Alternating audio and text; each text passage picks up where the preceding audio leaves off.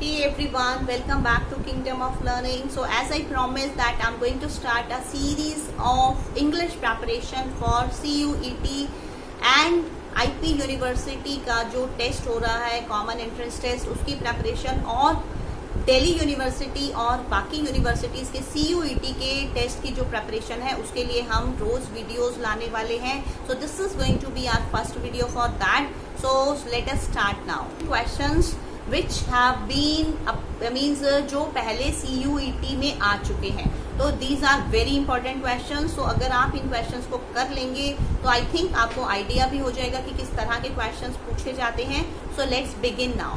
तो आपका अब पहला क्वेश्चन जो है आपको स्क्रीन पर विजिबल हो रहा है वो है I am looking meeting you in the international congress for grammar at Coimbatore.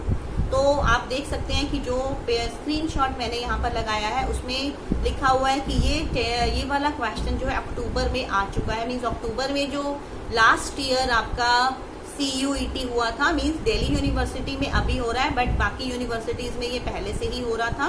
तो उसमें ये अक्टूबर में ये क्वेश्चन आ चुका है. तो now let us see the answers.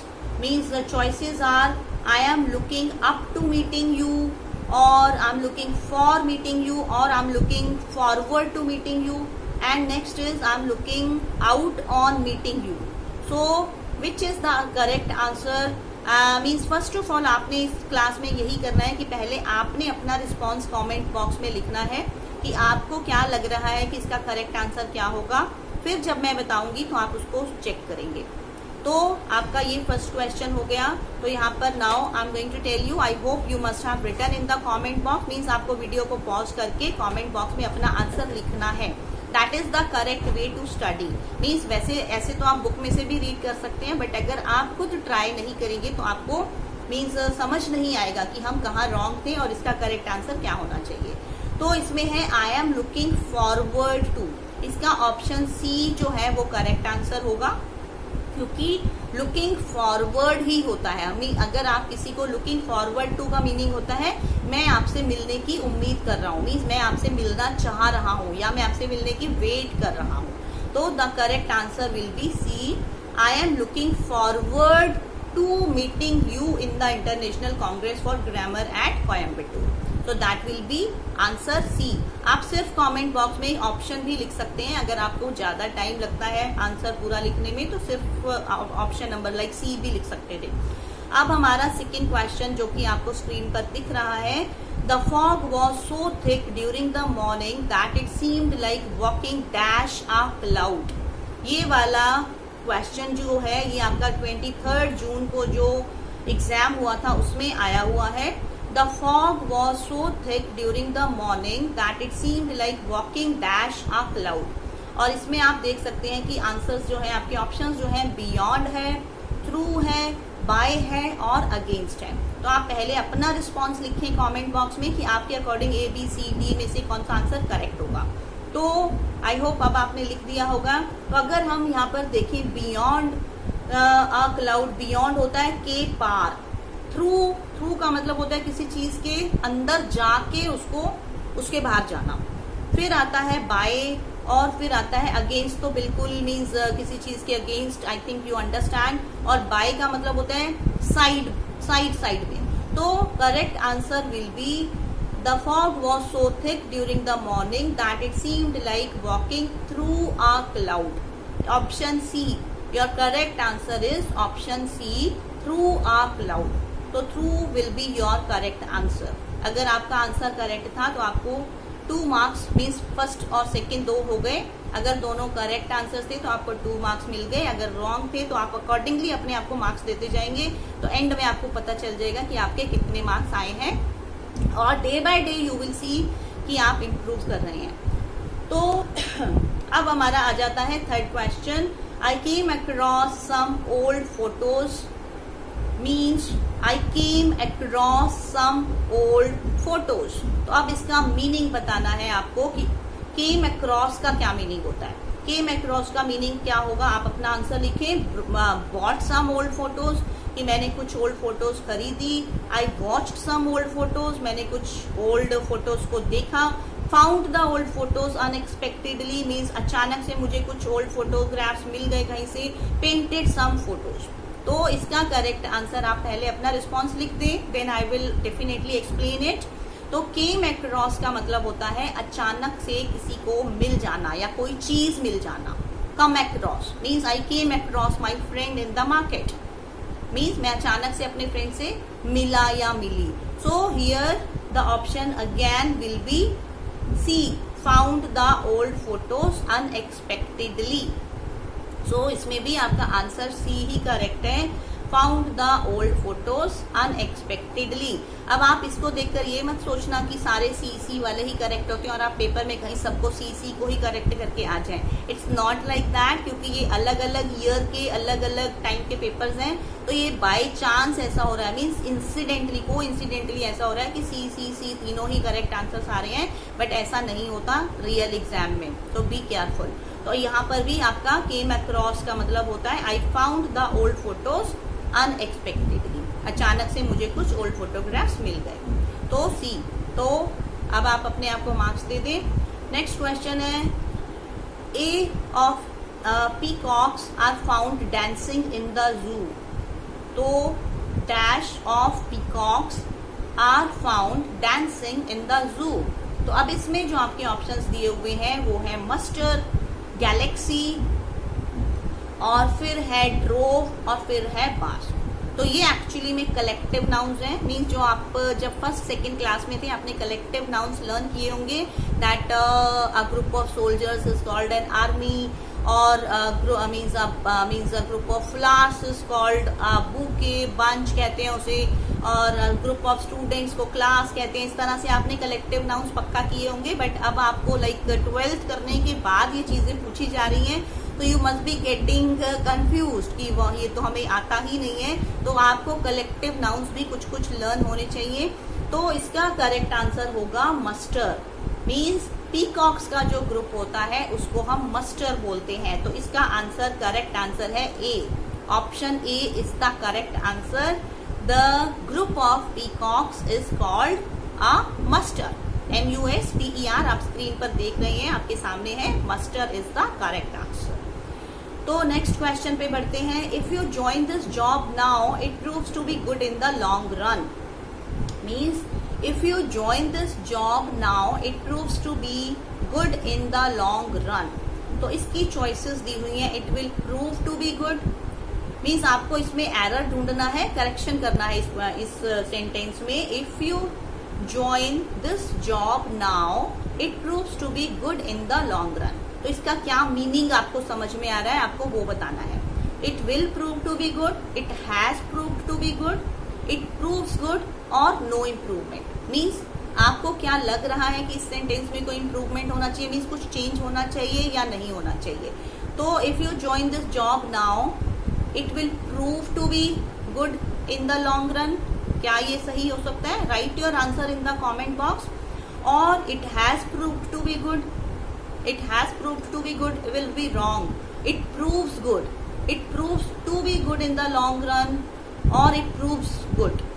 I think proves good will also be wrong and no improvement. So if we say if you join this job now it sentence wise it proves to be good in the long run, or you can like replace it with option A, it will prove to be good. इसमें इसका logic ये होता है कि अगर आप like एक part में सेंटेंस में अगर जिसमें एक कॉमा वाले दो सेंटेंसेस कंबाइंड होते हैं उसमें एक पार्ट में अगर प्रेजेंट इंडेफिनिट टेंस है तो दूसरे में आप फ्यूचर सिंपल फ्यूचर यूज कर सकते हैं. दोनों में सेम यूज नहीं होना चाहिए. तो इसका ऑप्शन होगा, इसका आंसर होगा A, it will prove. Now next question is the campus of DU many agitations taken birth. Answers are on the campus of OU not DU, in the campus of OU और at the campus of OU और all of the above. कि इनमें से कौन सा ठीक है या फिर सारे ही ठीक हैं. आपको पहले आप अपना आंसर लिखें. Means I also want to be confirm कि यू आर ऑल्सो पार्टिसिपेटिंग. और on the campus of OU, in the campus of OU और at the campus of OU. तो which one is correct according to you? तो यहाँ पर in the campus of OU answer will be in the campus of OU. OU के campus में.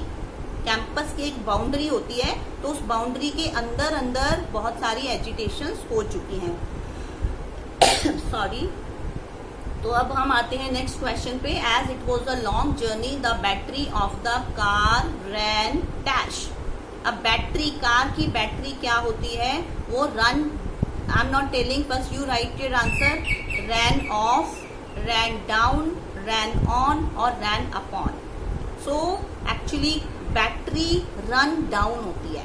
कोई भी किसी भी चीज की बैटरी को खत्म होने को हम बोलते हैं run down, means the battery of the car ran down.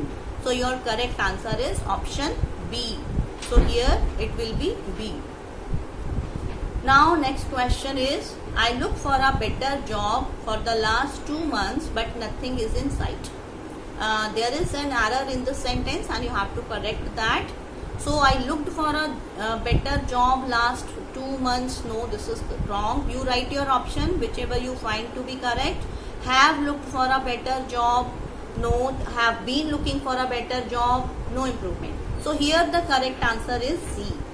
And the reason behind that is कि अगर for या since लगा होता है किसी भी सेंटेंस में, तो उसमें has been, have been या had been वाले सेंटेंसेस यूज होते हैं। तो मीन्स वो पास्ट या मीन्स परफेक्ट कॉन्टिन्यूस टेंसेस होते हैं, उनमें फॉर या सिंस लास्ट में लगता है, तो उसके लिए आपको हैव बीन वाला ऑप्शन जो है सी पार्ट है वो करेक्ट लगाना होता है। तो option C is the right answer. So now our next question is, children have a natural inclination to look their parents specially mother. Look के साथ कौन सा प्रीपोजिशन लगेगा इसमें? Look for their parents. You can write your answer in the comment first. Look for their parents, look out to their parents, look forward to their parents और look up to their parents. So the correct answer here will be look up to. Look up to का मतलब होता है किसी को follow करना, means बच्चे अपने पेरेंट्स को फॉलो करते हैं। So children have a natural inclination to look up to their parents, especially mother. So answer means the option D will be correct. So next question is, I think now this is the last question. Most parents dress down their children for skipping classes. Dress down. अब इसमें आपको dress down का meaning बताना है। Dress down जो है वो एक फ्रेजल वर्ब है, या फिर आप इसका मीनिंग गेस करें पहले। तो most parents dress down their children for skipping classes, means classes skip करने के लिए मोस्टली पेरेंट्स अपने बच्चों को क्या करते हैं? आप थोड़ा बहुत तुक्का भी लगा सकते हैं, बट तुक्का लगाने से पहले आपको ये याद रखना है कि नेगेटिव मार्किंग है, तो बहुत सोच समझ कर ही तुक्का लगाएं, नहीं तो छोड़ दें। अगर बिल्कुल भी आइडिया नहीं आ रहा तो better to leave the question, skip it instead of giving the wrong answer. Wrong answer दे दिया, वो रॉन्ग हो गया तो फिर नेगेटिव मार्किंग हो जाएगी, तो उसका आपको मीन्स भुगतना पड़ेगा। So it's better not to give any wrong answer. But ये वाला थोड़ा इजी है। ड्रेस डाउन का हम गेस, अगर आप गेस करें तो मीन्स अगर बच्चे क्लासेस स्किप करते हैं तो पेरेंट्स क्या उनको पनिश करते हैं? Bye cheap clothes. मीन्स अगर बच्चे क्लासेस स्किप करते हैं तो पेरेंट्स उनके लिए सस्ते वाले क्लोथ्स खरीदते हैं, या फिर डू नॉट बाय क्लोथ्स, या फिर उनके लिए कपड़े खरीदते ही नहीं है बच्चों के लिए। ऐसा भी हो सकता है। अगर आप अपने पर्सनल एक्सपीरियंसेस शेयर कर सकते हैं अगर ऐसा कुछ होता है सचमुच में तो।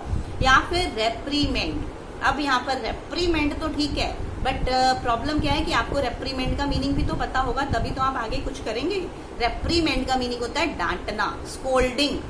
तो यहीं पर अब वोकैबुलरी आ जाती है कि अगर बच्चे क्लासेस स्किप करते हैं तो पेरेंट्स क्या करते हैं? उनको डांटते हैं, क्योंकि आजकल के बच्चों को मारना तो अलाउड है ही नहीं, आपको भी सबको पता है, राइट? तो आजकल डांट ही सकते हैं एट मोस्ट, मीन्स पेरेंट्स सिर्फ डांट सकते हैं। तो ड्रेस डाउन का मीनिंग होता है किसी को डांटना, किसी को डांट लगाना, और वो भी मतलब किसी की इंसल्ट करना, यू कैन से। रेप्रीमेंड का भी मीनिंग होता है स्कोल्ड, डांटना। तो अब आप 10 क्वेश्चंस को कवर कर लिया है। आई होप आप सबको क्लियर हो गए होंगे ये 10 क्वेश्चंस। एंड अगर नहीं हुए तो you can watch this video once again. आप 1-2 बार अगर वीडियो देखेंगे तो एटलीस्ट आपको ये 10 क्वेश्चंस, और these questions are really very important because they are from previous year paper. ये लास्ट ईयर के पेपर में से ही हैं। इसी तरह के क्वेश्चंस इस बार भी पूछे जाएंगे। So please watch this video twice thrice, जितनी बार में भी आपको समझ नहीं आता आप उतनी बार इसको देखें, and please share this video with others. Ask your friends to subscribe to the channel, watch our videos so that we can create more and more such videos. So thank you so much. Like the video also.